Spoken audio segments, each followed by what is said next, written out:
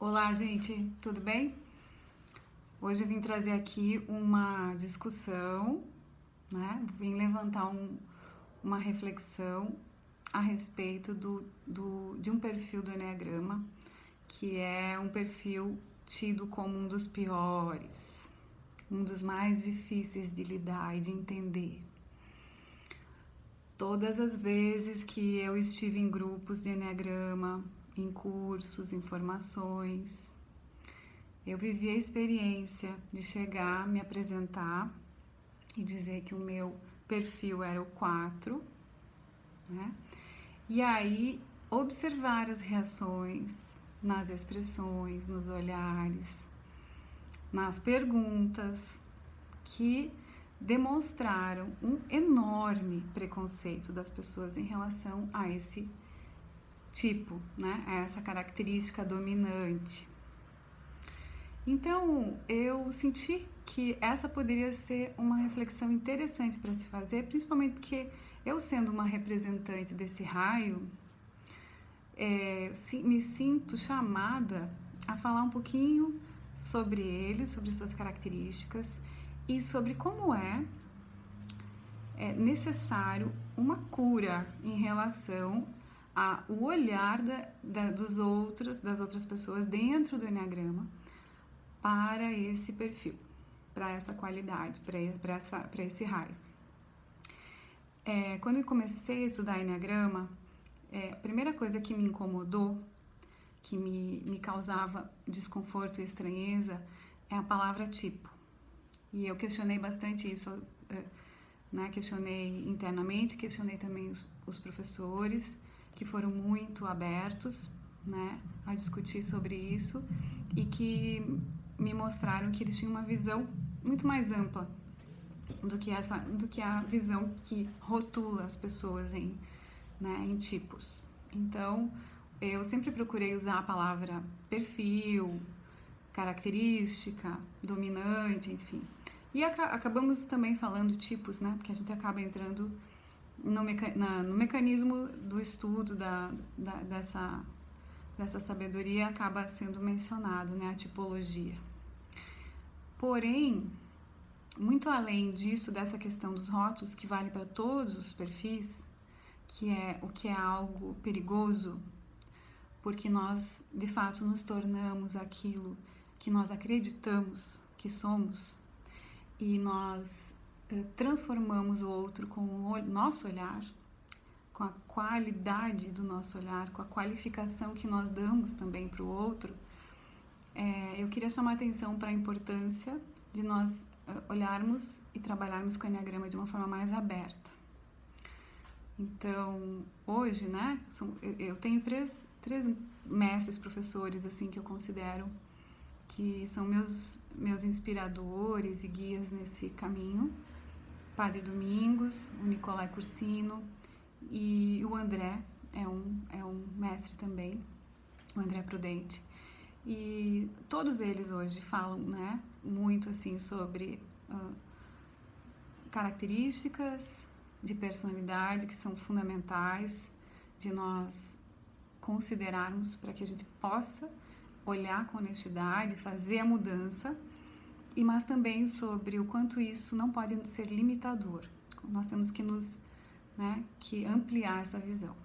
Eu tenho uma crença de que a gente precisa se balizar pelo alto, pela luz, pelo máximo potencial que nós temos, no caso a essência, né? Potencial da nossa essência divina, e depois a gente desce e observa tudo que tiver para ver.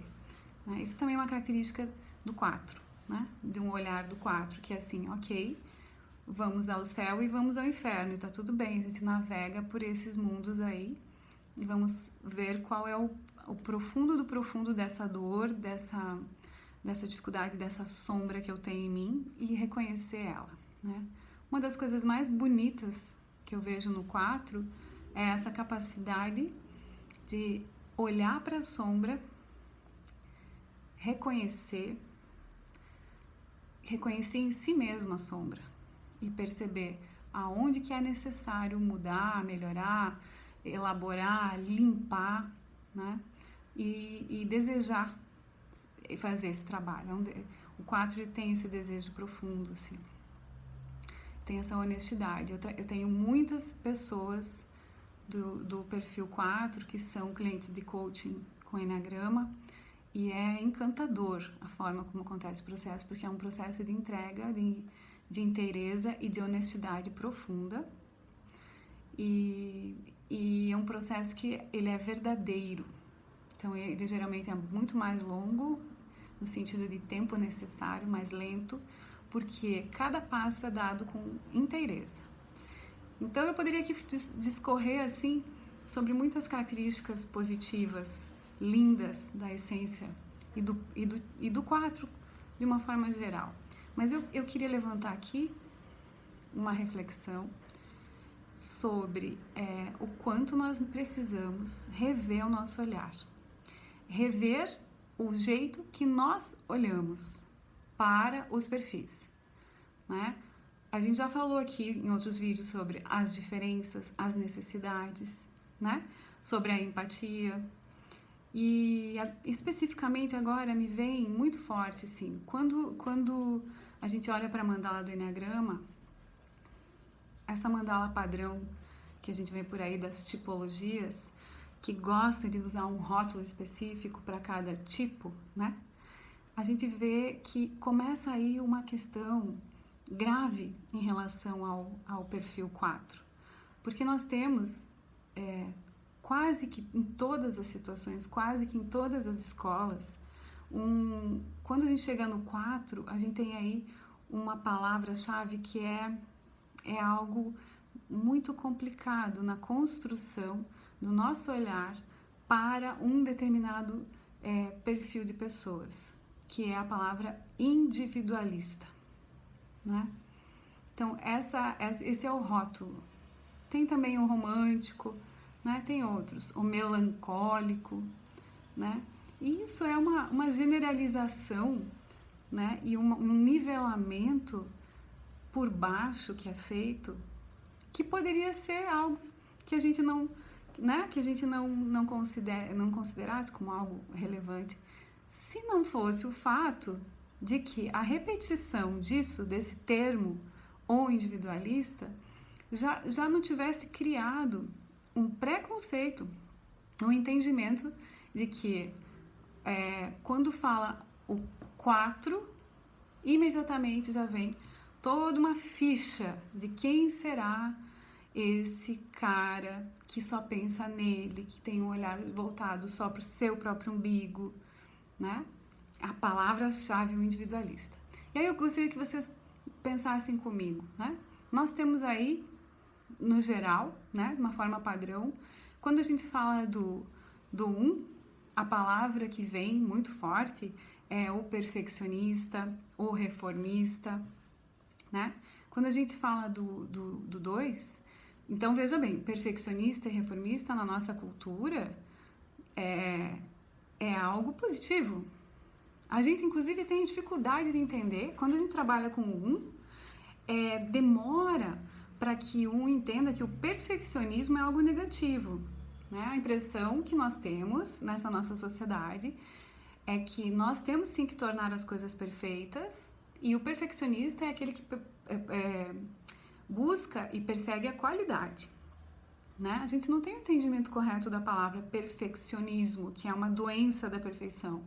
Esse ismo, ele significa um tipo de doença, né? Então, veja só, o perfeccionista. Aí vem o número 2, o ajudante. Né? O ajudante é um nome bonito. Tem outras formas de chamar também, né? Mas todas elas têm a ver com essa capacidade de doação, né? Então, é uma qualidade, o ajudante. Aí nós temos o 3, que geralmente você vê lá, o rótulo do 3 é o empreendedor, o realizador. Uau! É maravilhoso, eu quero ser esse cara, né? Então a gente olha, no geral, para a mandala do Enneagrama, a pessoa que a gente mais quer ser, quando a gente bate o olho e diz, uau, esse 3 deve ser o máximo, porque afinal ele é o realizador, é o empreendedor, ele é a inspiração de todos nós nessa sociedade, certo? Aí cai no nosso amigo 4, o individualista. cara aí, quero distância, né? Insuportável. Aí nós temos o 5, o rótulo que costuma ser usado é o investigador, né? O observador. Uau! Outro que eu quero ser também, investigador, observador. É uma característica, uma qualidade, né? Aí o 6 nós temos ele como se fosse o guardião. Até, talvez, e dependendo a linha, o questionador. Maravilhoso, não? Ótimo, pode ser questionador, pode ser uma coisa boa, não precisa ser algo negativo. E aí nós temos os outros, até estou olhando aqui, estou com várias mandalas do Eneagrama abertas aqui na minha frente, de várias escolas, para a gente poder comparar. O 7, deixa eu ver se o 6 eu estou vendo alguma outra palavra, o questionador, o guardião. Aí nós temos o 7. O 7 é o entusiasta. Esse é o cara. Bom, se eu puder, eu vou lá. Eu quero ser o 7. O 7, o 3, o 5, né? Daí eu quero ser também o 2, porque é ajudante, uma bela mistura. O individualista, pelo amor de Deus, né? Vamos deixar ele lá quietinho no cantinho dele. Ainda mais se tiver assim, no meio de tudo isso ainda tiver o romântico. Serve pra quê esse cara, o romântico? Numa sociedade como a nossa. Reduzir, né? Para o romântico. Aí nós temos o nosso 8. O poderoso, o chefe, o estrategista. Nossa, eu quero ser esse cara aí. É uma qualidade interessante. Ó, as cachorras estão dizendo que também querem. E aí, para terminar, no geral, olhando aqui no geral, as mandalas das escolas, nós temos aí o 9 como o mediador, o pacifista. Esse cara é um iluminado. Só sobrou esse traste desse 4 aí, que é esse individualista. Tem que nascer de novo esse cara, de preferência em outro número. Olha, gente, eu vou dizer um negócio pra vocês. Foram várias as minhas experiências, porque eu participei de muitos cursos, de muitas formações de Eneagrama. E em todas, eu tive a experiência de ser recebida com preconceito e eu tive que desconstruir a imagem inicial que as pessoas tinham de que por eu ser um 4, eu deveria ser aquela pessoa. E aí as pessoas muitas vêm dizer, nossa, você não parece um 4. Você parece, não sei, é diferente, né? Por quê, gente? Porque os 4 não são o individualista. Eles têm N características, N qualidades maravilhosas. E o individualista não é um nome, não é um rótulo, que aliás nenhum deveria ter, mas se a gente tivesse que dar um nome, ele poderia ser um nome que não desvalorizasse, que não gerasse um preconceito imediato. Nós estamos falando do poder das palavras, nós já falamos sobre isso aqui. E aí eu estava refletindo sobre isso sempre me incomodou. E eu pensei, eu preciso trazer isso para que a gente possa falar sobre isso, né? Eu gostaria que os 4 que existem por aí ouvissem isso e entendessem que tem algo errado, que não é a qualidade do 4, que não é o perfil do 4 que está errado. Está errada a forma de olhar, está errada essa palavra. Sabe por quê, gente? Porque existem níveis de consciência. Existem N questões que envolvem a formação de um ser. E por mais que eu tenha uma tendência de repetir padrões de comportamento, e esses padrões podem sim, com certeza, essa é uma característica do padrão, se tornar individualista, isso é uma possibilidade. Mas não é a regra. Porque se eu estiver num nível de consciência médio para cima, minha gente, o que significa esse individualista? Significa o seguinte, o 4 é aquela pessoa que sabe da importância de olhar para si, de olhar para dentro de si, de buscar internamente as respostas, buscar internamente o seu melhor, buscar internamente o seu pior, abrir isso, cuidar disso, tratar disso com honestidade. É essa pessoa corajosa, e eu diria, é a mais corajosa talvez de todos os outros, porque ela olha para as suas feridas com honestidade. E aí as pessoas podem olhar e dizer, mas esse cara é um melancólico. Sim, porque realmente é natural que quando você olhe para a falta, para a ferida, para esse vazio que vocês sabem que o 4 identifica dentro dele, ele não está olhando para o vazio que só o 4 tem, ele está olhando o vazio que todos os seres humanos têm. Mas ele olha, ele reconhece. O 4, ele sabe que ele é filho da origem. Ele sabe que ele está conectado a algo muito grandioso e maior, o divino. Ele sente. E ele sente que há uma desconexão, há um desligamento e uma perda. E essa desconexão é que gera essa sensação que tem algo grandioso e do qual eu estou desligado. E eu quero me reconectar. E essa é a busca do 4. É identificar que ele é filho dessa origem, reconectar com essa origem. E quando ele faz essa reconexão e ele passa a vida buscando, é por isso que o 4 busca tanto a espiritualidade, quando ele consegue encontrar isso, ele passa a ser um mensageiro que vai dizer: somos todos filhos da origem, somos todos originais e somos também, sendo filhos do Criador, co-criadores com essa origem, com esse mistério. E é aí que vem a capacidade de criação, de originalidade, de criatividade. Então, minha gente, eu acredito que através do olhar do 4, dessa alma 4, dessa essência 4, nós temos aí uma chave, uma resposta de como é que a gente vai se tornar co-criador com o divino.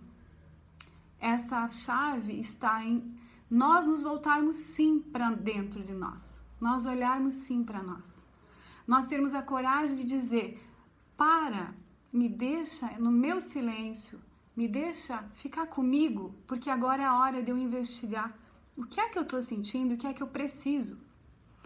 E isso se chama individuação, não se chama individualismo.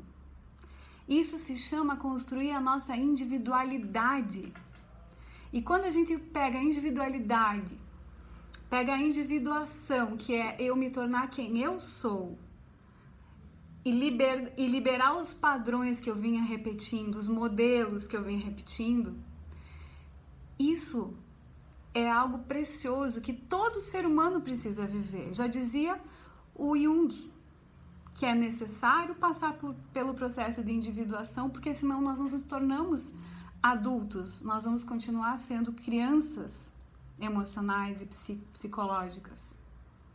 Então, eu convido vocês a repensarem essa palavra individualista, porque o individualista é o doente do indivíduo, é o doente de si mesmo. O individualista é o egocêntrico, é uma pessoa egocentrada. E a gente sabe, eu conheço inúmeras pessoas que são 4 que não são individualistas, egocentradas, mas elas sabem ao valor da individualidade, de ser quem eu sou, do meu espaço, do meu cuidado.